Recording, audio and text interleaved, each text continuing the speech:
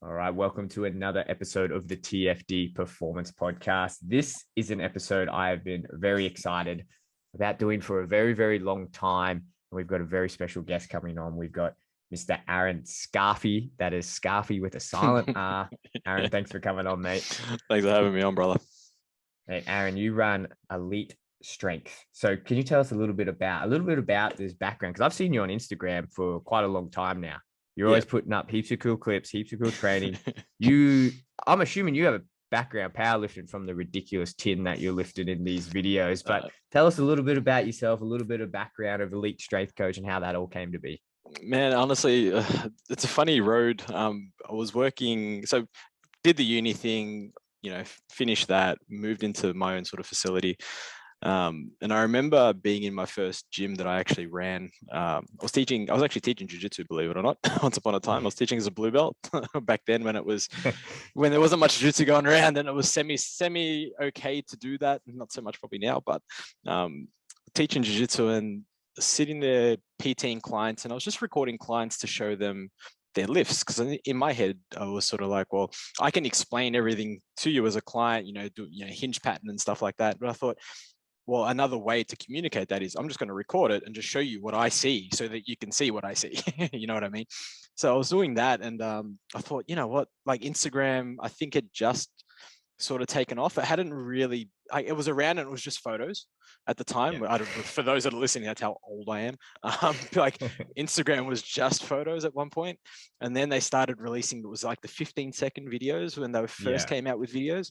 So I was putting up just clips of clients training, and just, I don't even think I was really giving any educational content. I was just sort of posting, hey, this is what the client's doing, this is what it looks like, or whatever it is, and then my own training and stuff. And it just took off from there. And then online coaching became a real thing, probably maybe a couple of years before sort of COVID hit and everything sort of shut down, and online coaching really became online coaching. So I was fortunate enough to be fairly established online before the pandemic hit. So I was very fortunate in that aspect, because I had pretty much a full roster of clients and whatnot, from literally just posting some lifting videos of myself and clients. And then I thought, well, I should probably start providing some sort of value online and start, trying to get some education out there. So through the start of the pandemic is when I really pushed my educational side online. I was really just posting lifting, really. And it was really, if you ever look back through my Instagram posts, it was just me and clients lifting. There was nothing else to it. It was just like, so-and-so is doing a 150 kilo bench press. It's like, cool. That was it. There was nothing educational about it, if that makes sense. What was your background as an athlete? Because obviously, like, you're in there in your Instagram and you're doing insane. It's not like you just rock up to the gym. Like, I couldn't rock up to the gym and be like, "Hey, bro, rack up 150 and I'm gonna spank it." Like, you obviously trained a long time to get to that point. Yeah, man. It's actually really funny. My background is actually ball sports. So, football, soccer, tennis, taekwondo, sort of. Fourth dan black belt in taekwondo, but I was really big into tennis. I played at a very high level, one below ATP. So I played in what was then known as the Satellite Tour. So I played in that for a while, and then played football, made it to, was VFL. So, the one under AFL here, played in the VFL. So yeah, it was really just ball sports. I'm a fast twitch fiber guy, I reckon. I was, which translates nicely to power output, power sports, things like powerlifting. But the thing with powerlifting is, if you look at especially the bigger guys, and even the girls that actually compete and do really well, if you look at their joints, they're quite thick. And if you look at me, my genetic makeup doesn't allow for thick joints. I'm half Aboriginal, so I got that end of the stick when it came to my genetics. So I've got nice muscle bellies, but very, very small joints, which is actually really good for bodybuilding. So that's how I transitioned into the hypertrophy stuff as of late. So the last sort of 2 years, my education was in muscle physiology, clinical physiology. So that's where I specialized in, and rehabilitation. So I went to powerlifting only because of one client, my first ever powerlifting client. She came to me with hip rehab issues. So she'd gone to a coach, got taught how to squat a certain way, didn't work for her biomechanics, and didn't work for her structure. Hurt her hip, came to me to help recover and try and fix the hip, not so much the squat. fix the hip and the squat. Ended up squatting 2 times body weight at like 63 kilos, and it was pretty comfortable. And she basically said, I want to express this strength and show people what I'm capable of. And I'm like, well, let's do a powerlifting comp. So just took off from there. That's how it worked. Yeah, this is completely off script, but I'm going to ask this. This is completely for personal reasons because this stuff fascinates me. And to give it a bit of background, why I'm going to ask this question, about 18 months ago, I decided that I wanted to move away from combat sports, and I decided to get into ultra endurance. Yep. And I remember going through that process and getting biomechanical assessments.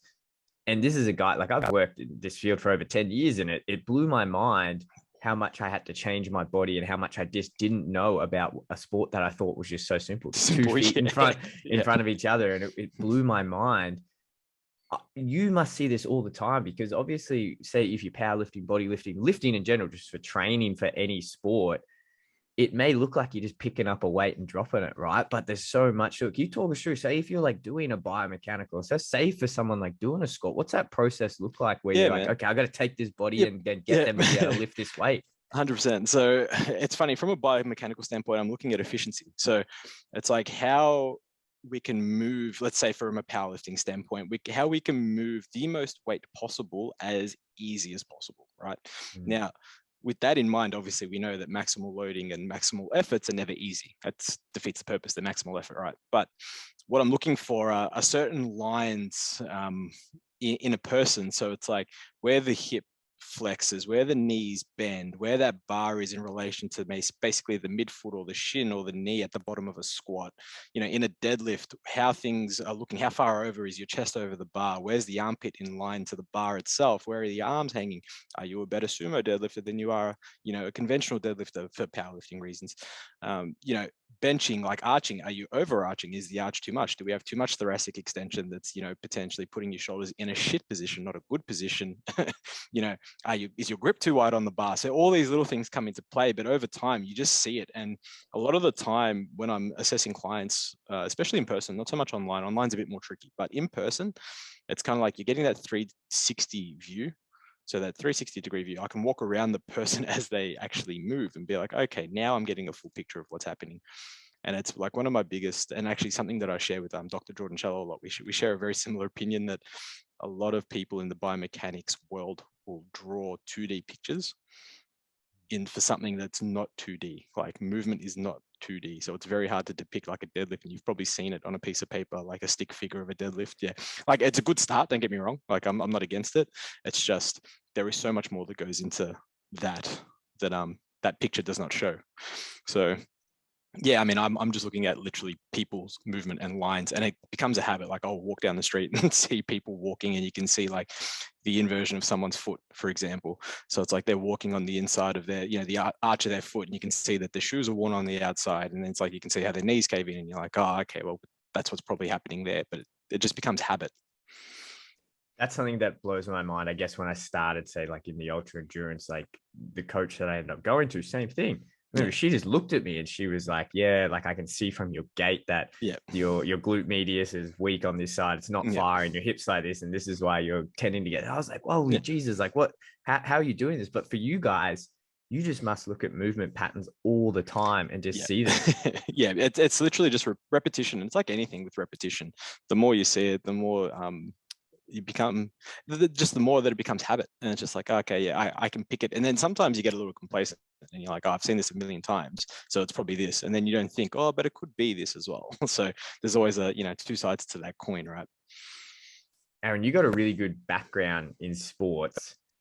Coming from someone that we work with all types of athletes, and this is something I've always had a hunch from, even I guess maybe coming through a high school system where maybe we didn't have the best coaches, and when we were in the gym, we didn't have, really highly qualified strength conditioning coaches.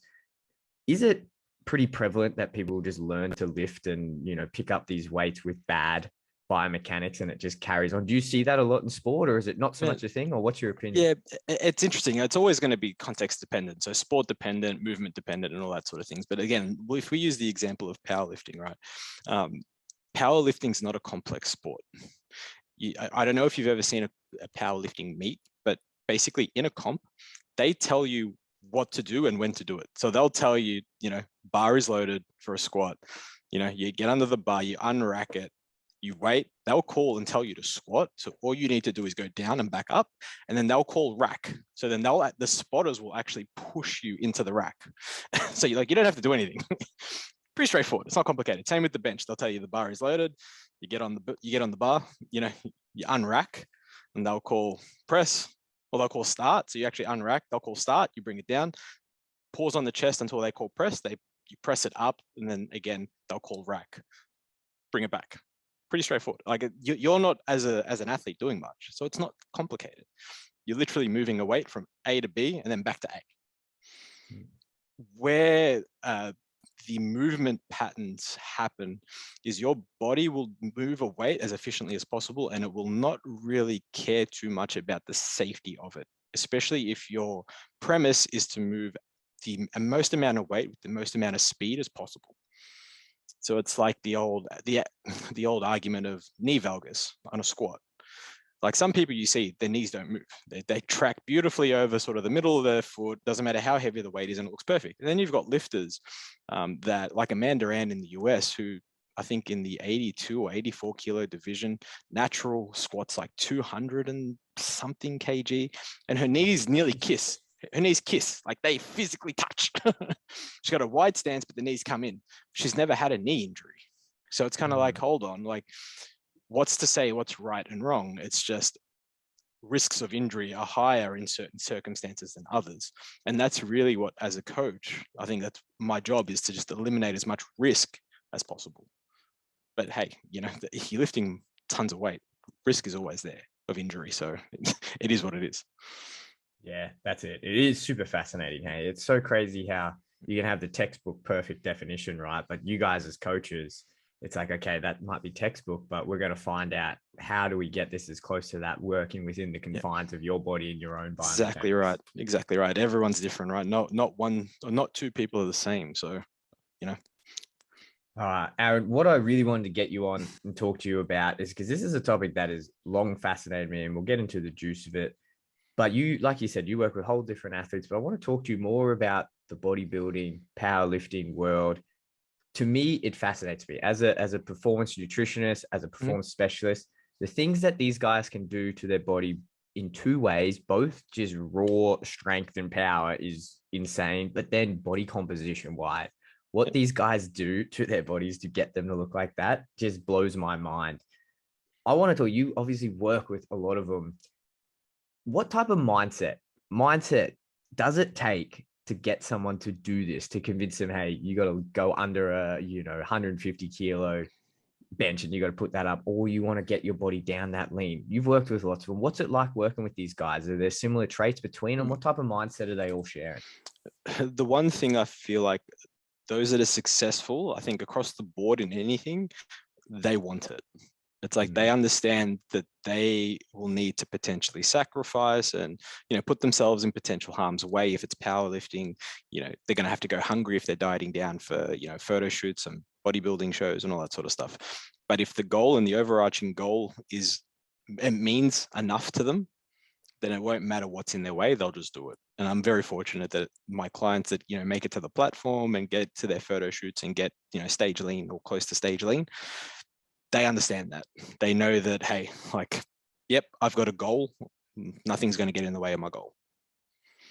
So yeah, I think that's the biggest thing for most, I find. And then a lot of people that start to do things and they think with that goal in mind, and then things start to get a little hard and they're like, oh, maybe this goal isn't for me. And that's where it becomes that challenge of, hey, as me as a coach, it's like, if you don't want it, I'll facilitate whatever outcome it is that you want, or help facilitate the outcome that you want. If your outcome changes because it's a bad time for this, potentially, high stresses, mental health is not good, whatever it is, it's like, okay, well, let's deviate and create a new plan for something that's going to be more beneficial to you and something that you can achieve that's not going to, harm you. But most of the time it's just, hey, they know what their goal is, they want it, so let's do it. Yeah, something that's always fascinated me, I guess I've always come down, especially the world where we do a lot of our work, say combat sports, MMA, when we're cutting weight, we'll get these guys really lean, but they're still training, like 15 to 20 hours a week, and such a huge output. What do you find is the biggest difference with, say working with a power lifter who is still aiming to get a huge amount of lift on those 3 lifts, and then just a bodybuilder who's going on stage and wants to be as diced up and as shredded. What's the biggest difference between working with those two type of clients? Performance. So the one's a performance-based outcome, the other one's an aesthetic-based outcome. They're both similar, but very different approaches. So when it comes to like bodybuilding, for example, we don't necessarily, we use performance as a marker up to a certain point, obviously for tissue retention. After that, the last 3 to 4 weeks, it's, again, provided if you're enhanced or you're not enhanced.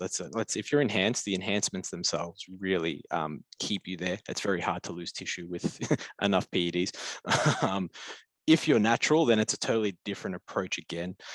It's just plenty of refeeds, making sure proteins, in, and making sure the training is at its highest quality as possible, knowing the quality will drop off purely from an energy deficit standpoint. When it comes to powerlifting, however, you're peaking performance to a day, like to one day. So both peak performance, but one's like usually the least in terms of energy input and, still maximal energy output, being on a bodybuilding show and being on the stage, because flexing muscles and all that sort of stuff for periods of time is taxing. I tell you that now for practicing posing. But then on the other side, maximal effort lifting, 9 lifts on one day, and you're peaking to that, again, huge requirements from food and nutritional standpoint, so and an energy standpoint. So one, you're usually dropping energy, and then you'll pick up a refeed up into the bodybuilding show, whereas in theory bodybuilding, in powerlifting, you don't want to drop energy because weights increase as you get closer to the show. Yeah, and you touched on it there, and this is essentially what I want to talk to you, what I'm excited to talk to you about, is the enhanced versus non-enhanced. And we spoke about this just off air. In the MMA combat sports world and sports in general, right? It's like this, I feel like it's that show on ABC where it's like, you can't say that, or you can't talk about it. It's like super taboo to talk about it, yet it's so widespread. I'll publicly say it in local MMA in Australia and New Zealand, it's widespread. The use is kind of ridiculous. And I'm sure it's like that in all sports. When we talk about powerlifting, especially I'd say bodybuilding as well, right? Like it's just got to be everywhere. What's your experience with it? Is it everyone doing it, or what's it like? Yeah, I mean, we have federations in both powerlifting and bodybuilding that are both for the enhanced, or what we call the tested and untested feds. So it's like, hey, if you want to go down the enhanced route, you're more than welcome to, because we have a federation dedicated for that. And then we also have federations that are dedicated to those who don't want to go with enhancements, and you're on what we call a level playing field. The problem is when they start to cross, more so the enhanced crossing into the non-enhanced, or the untested crossing into the tested fields, and it's like, hey, like now we have a problem here because this isn't fair. It's skewed. But yeah, I mean, I do a lot of educational content and podcasts, and I mentor a lot of clients when it comes to and coaches on PEDs. It's something that I've been very involved in for the better part of 4 or 5 years. Like I love learning about it and what it can and can't do, and the benefits and cons and all of it, because like you said, it's prevalent. Like it's really obvious. Like it's one of those things. It's kind of like someone says, oh, they do some sort of performance, whether it be a bout of strength, for example, like a powerlifting comp, and it's kind of like the first thing you'll always hear is, oh, they're on drugs, so it doesn't matter. It's like, it still takes a lot of training and a lot of effort to get to that. It's like the drugs didn't lift that weight. The person did. Like they still have to do that. Like it's, you know what I mean? And it gets taken away. And it's kind of like, well, if you really think that the top end athletes are, around the world in majority of sports aren't using some form of enhancement, whether it be anabolic androgenic steroids, which is, the most common thing that we talk about when it comes to enhancements and PEDs. There are other enhancement things that you can use, like something as simple as growth hormone, which isn't an anabolic androgenic steroid. It's still an enhancement or a form of enhancement. Exogenous thyroid, T3, T4, it's enhancement. Like, technically caffeine, enhancement. Like it depends on how deep you want to go with it. Yeah, you'd be crazy to think that the best of the best aren't using something. Oh, for sure. And that's the thing, right? Like what I do with weight cutting is a form of cheating. I always say to people, it's cheating it's not cheating until they say it's cheating. And Exactly. everyone's always going to be looking for the edge. That's just elite level sport. That's top level Exactly. sport. Everyone's looking for the edge. But I want to go back to these two terms just for the listeners that aren't aware. If we're saying enhanced and not enhanced, is there a clear definition of these two? What do you guys use to separate these?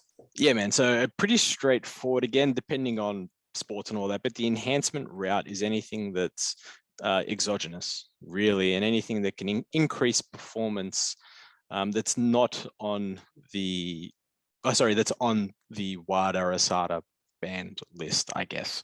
That's probably the best way to put it. Anything that's on those lists, probably what most people are going to be taking or using in the untested feds.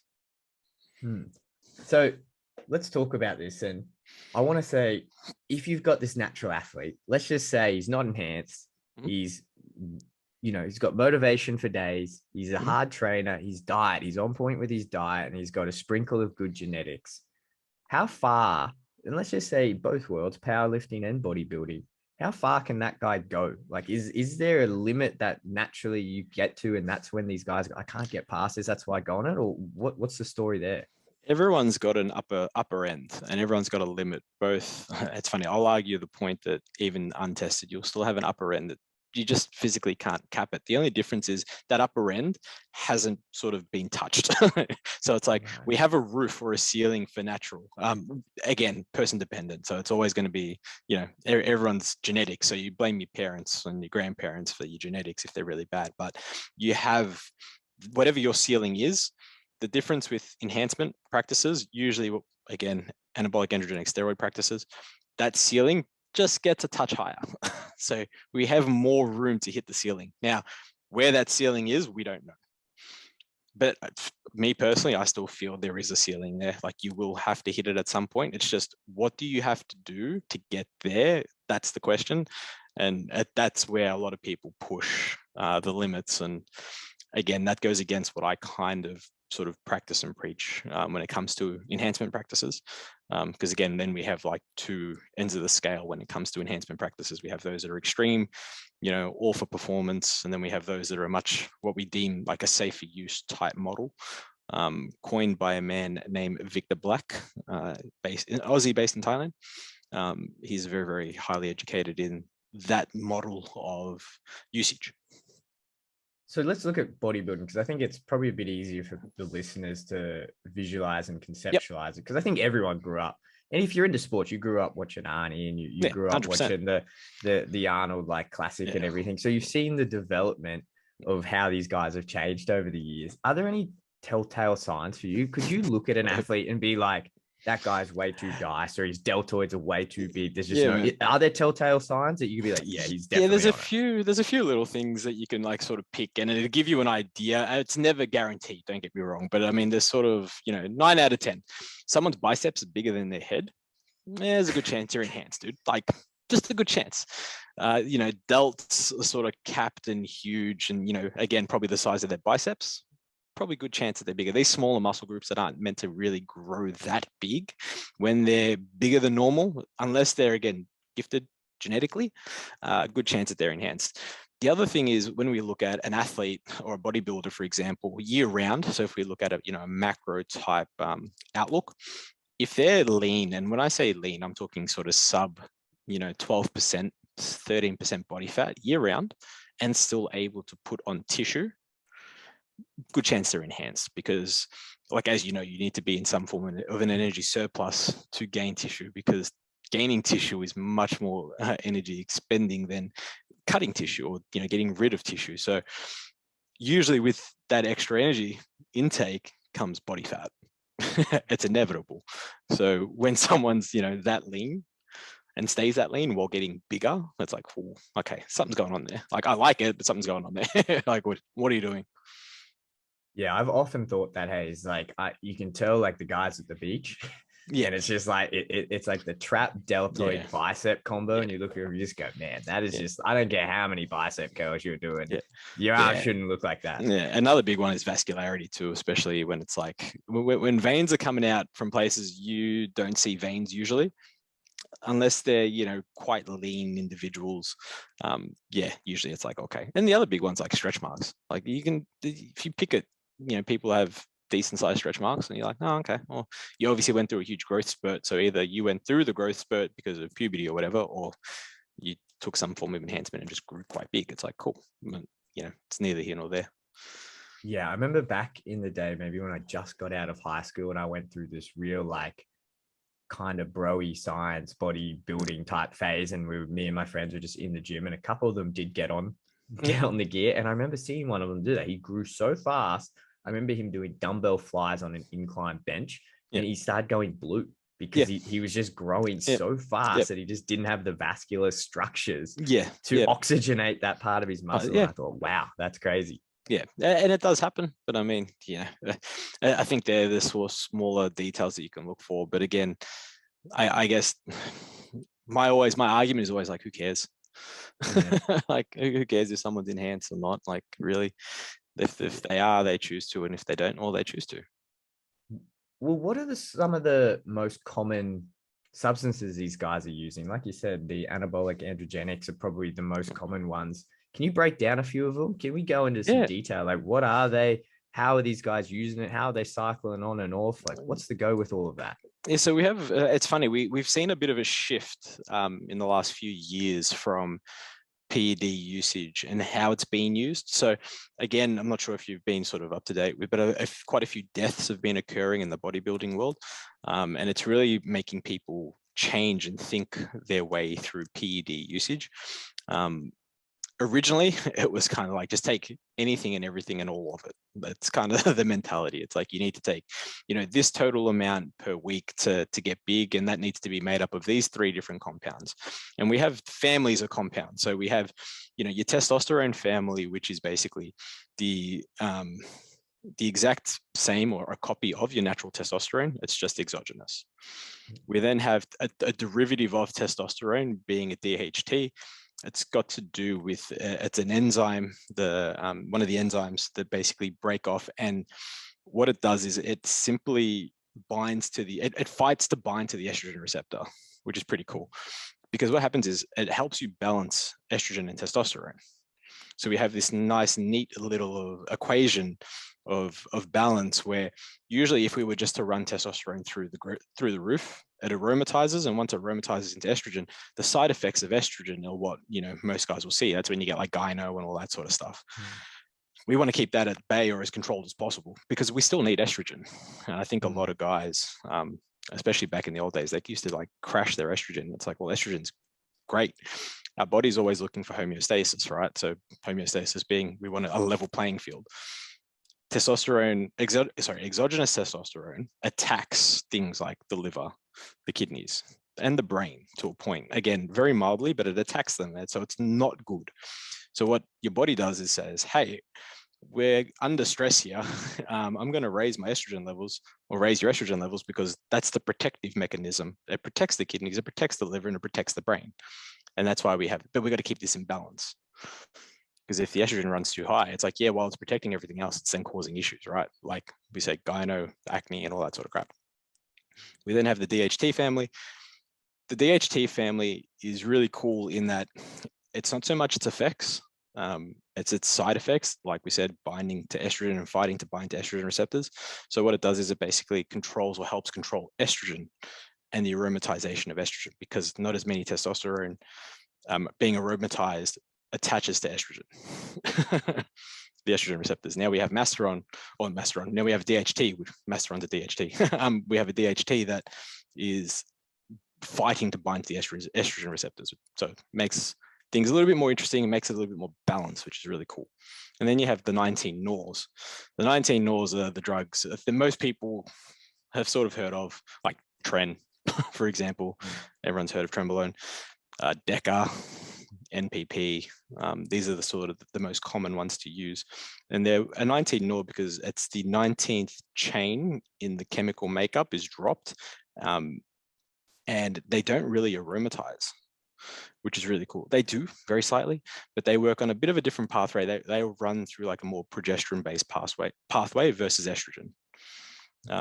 Still have this really cool effect of, protein accretion and all that sort of stuff, but it's the side effects that you want when it comes to these families of PEDs, or these are anabolic androgenic steroids. So this is that type of PED.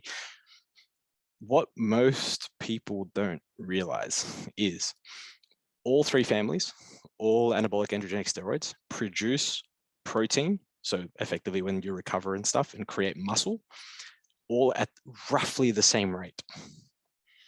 So most people think, this one's more anabolic than this one. So if I take a little bit, so if I take less of this, I'm still going to get the same benefits if I take this much amount. It's like, no, it's not how it works. They all do the same thing. They all build muscle at the same rate. It's just their side effects are different. And some are desirable and some aren't. So for example, in a powerlifting world, using a 19 NOR with, having a little bit more water retentive may be beneficial because you put some more fluid in the joints. Obviously, you're lifting more weight. Fluid in the joints as a cushion can help. Not good for bodybuilding because you don't want to be watery. So you may use a DHT, for example, where it's going to not so much dry you out, you're just not going to be as water retentive, but you're still building tissue and accruing muscle at the same rate as you would be on, a 19 NOR. So there's so much that goes into these little things that a lot of bro science that we've sort of killed off, and the whole drying off thing, like drying out joints, is not a thing. Like no anabolic androgenic steroids dries out a joint. That's not how it works. It's just that we have some that are more water retentive because of its chemical makeup, and others that aren't. They don't dry you out necessarily. So for those family or the anabolic androgenic steroids, so all of them are going to increase your protein, which is going to be good for growing muscle. Mm-hmm. What about on the other side, like we spoke about a bit earlier with the fat? What role are these guys having with your body's ability to mobilize and use fat stores? So you wouldn't use necessarily an androgenic anabolic steroid for fat mobilization. We do have lipolytics. So again, these are performance enhancers, don't get me wrong. They're just in a different family of performance enhancement. So like we had the anabolic androgenic steroid families, we now have other families of different drugs that do different things. So things like clenbuterol and all that sort of stuff. The most popular lipolytic is clenbuterol. Effectively, it increases your body's temperature. It can increase your metabolism via increasing core temperature slightly. It's so slight, but it's enough to be like, oh, okay, we're burning much more energy now without having to really do anything. It increases heart rate and all that sort of stuff. So if you think of like caffeine, think of caffeine times 10. Sort of similar outcome, similar premise. Increases heart rate, increases, thermal regulation, increases all this sort of stuff that by definition will then utilize more energy and put yourself in a calorie deficit. And, for example, put yourself on a low to zero carb diet. Your body's got no option but then to start utilizing fat. So would a lot of the, say, bodybuilders getting ready for a show, are they stacking these together? Yeah, 100%. Yeah, 100%. And there's nothing to say that you can't really stack them. It's more so the dosaging. So the older models used to be, let's beat on the androgen receptor. And that's the only way to like grow, for example. It's like, hey, we can just do this and go through this one route. But we also have things like growth hormone. We have insulin. Like these are two very, very good synergistic compounds that help you grow tissue. The beauty of using more compounds from other families is that you get to use less compounds from the main family, which then in turn allows you to run growth phases, for example, much longer because you have less systemic stress, which is the game, right? For anything that we do is we're trying to decrease stress or minimize stress as much as possible. And that's what this allows you to do. So can we break down that, Aaron? Because I guess that even the lay public, you do hear about that as the use of growth hormones, a big one, and even insulin. I think that there was a big thing, maybe in like the 2000s, wasn't it? Insulin or something was kind of the go-to. Can you talk to us how is growth hormone and insulin? How are they using it for muscle growth and getting ready for these comps? They're synergistic. So for bodybuilding, especially when food gets really high in an off season, and I don't know if you've ever heard of some of the bodybuilding diets that go around, again, in off season, not in on season, your carbohydrate intake can get to 700, 800, 1,000 grams of carbs a day. Now, Oh, there's wow. only so much insulin your pancreas can produce before it sort of your blood glucose levels rise, and you can use things like metformin and stuff like that. But there's only so much help that that's going to do. Sometimes you just need to go direct, and using something like insulin allows you to basically give the pancreas a bit of a rest and the beta cells a bit of a rest, so that you can still consume this amount of food that you need to grow while being as healthy as possible. And when I say healthy, I mean blood glucose rising and all that sort of stuff, and even blood insulin levels. Yeah. And what, Sorry, you keep going, Aaron. Yeah, it was just also the same thing with growth hormone. So growth hormones are one of those things that work as a synergistic type compound. On its own, to be real honest, it doesn't do much. And if you take it out, you're not going to notice too much difference. And that's really anecdotal from a lot of people in the industry. The research also would suggest the same thing, that it doesn't do overly much in like healthy building individuals. What it does is it actually inhibits myostatin. So myostatin increases with the use of anabolics. So androgenic anabolic steroids increases myostatin. Because you're in a higher myostatin position, we'll call it physiologically, introducing growth hormone then also inhibits myostatin. So myostatin is basically that little hormone that tells you it switches off protein accretion in protein synthesis. So what it does is it basically says to the body, okay, time to stop recovering, time to stop accruing protein or amino acids to build muscle. If you turn that off and basically inhibit it, it's just like, well, what's the level of muscle growth we can get to?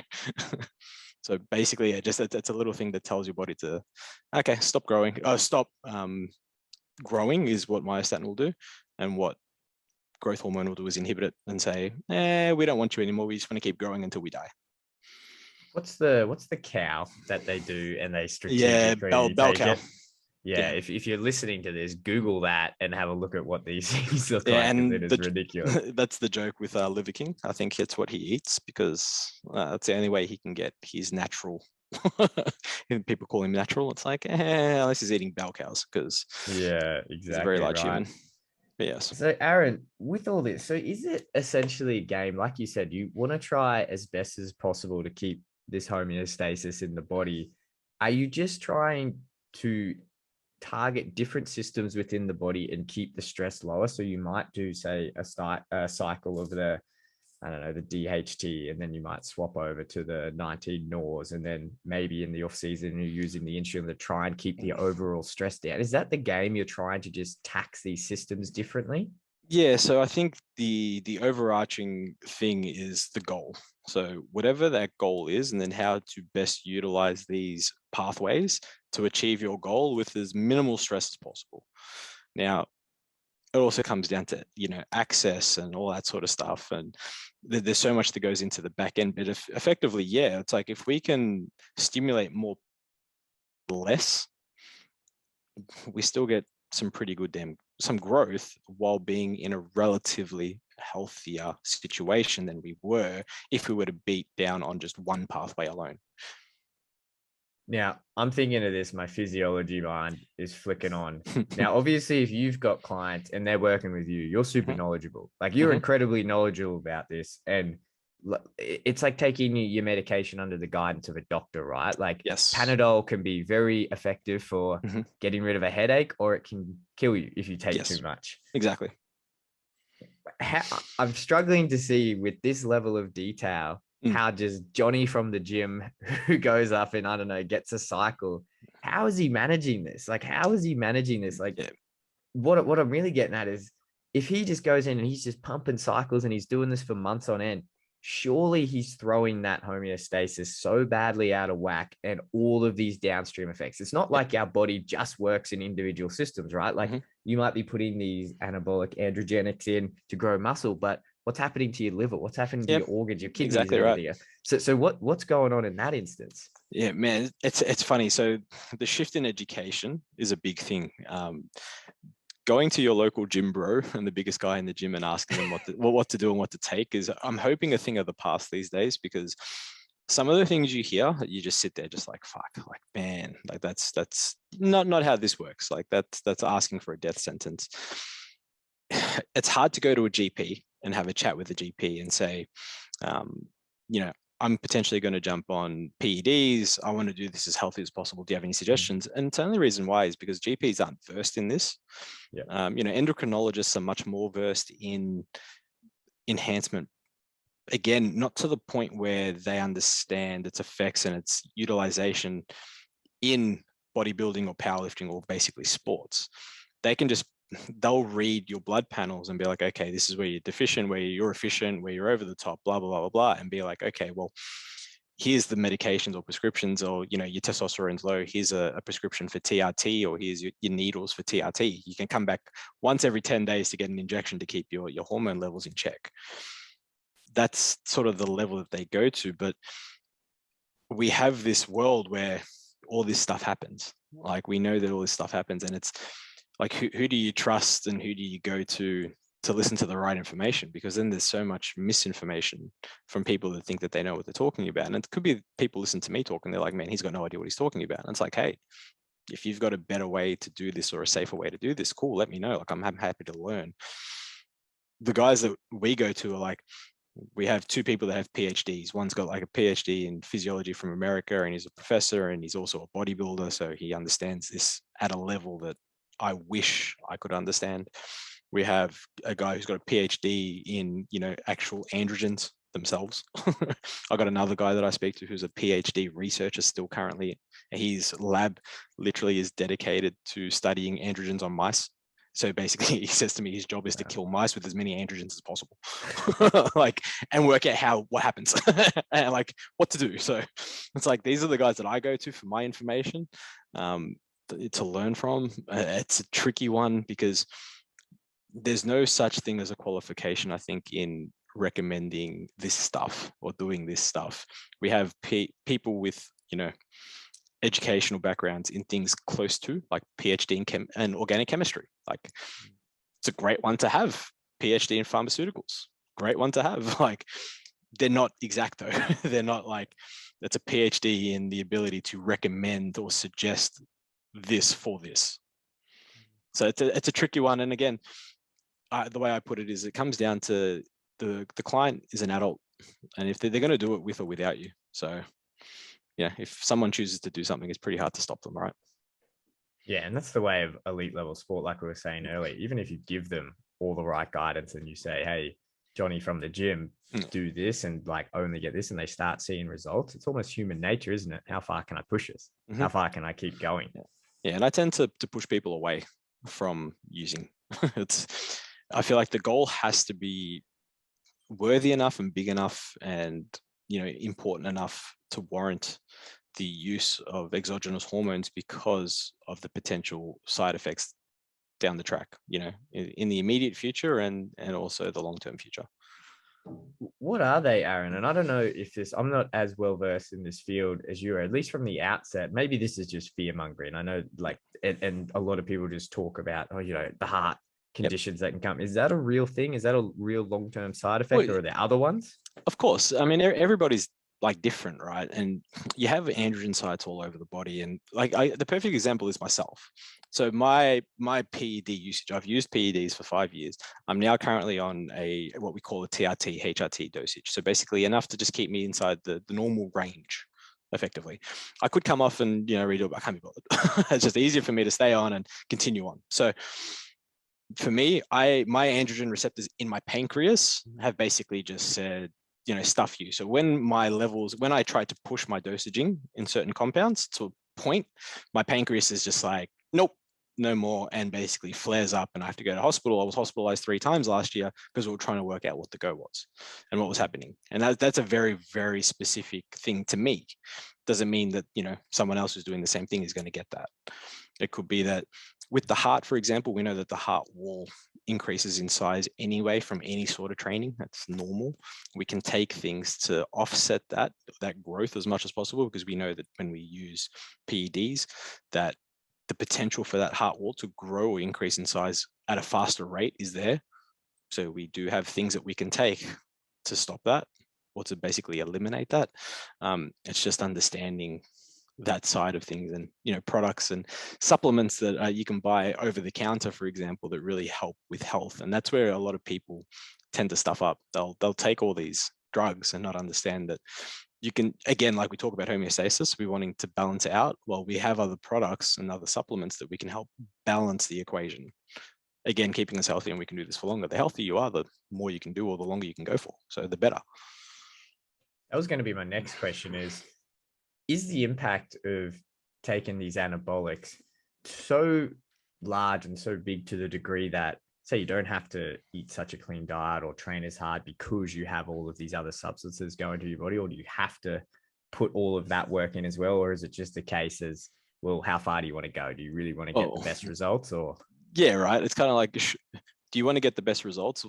Why would your diet change, if that makes sense? It's like, whether you're on or off it, you want the best outcome, or you eat for the best outcome too, right? And this is exactly that. The only difference is you're having some form of exogenous help that doesn't allow you to eat basically like a dick. Like that's not how the game works, whether that be powerlifting, whether that be bodybuilding, whatever it is. Like, you're supposed to still eat relatively healthy, I guess, still getting your fruits and veggies in, the RDIs and all that sort of stuff. Protein intake doesn't really change.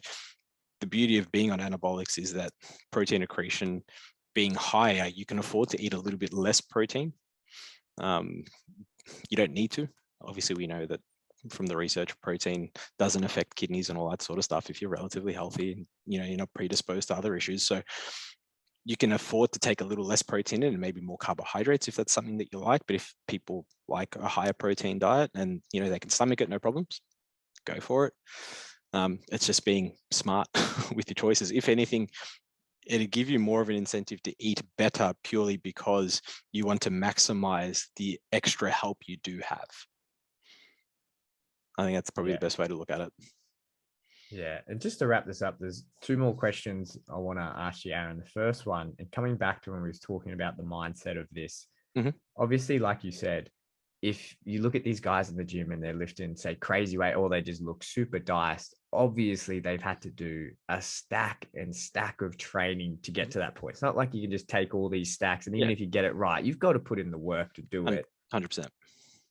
Where do you think, at what point is it that they go, okay, I need to do this? Is there like a common sticking point you find with your clients where they're just like, oh, Aaron, I'm so frustrated. I'm just not getting these like gains. Is that like a fairly common thing that is like, man, I've done everything right, I can't do it. Can you please help me out with X, Y, and Z?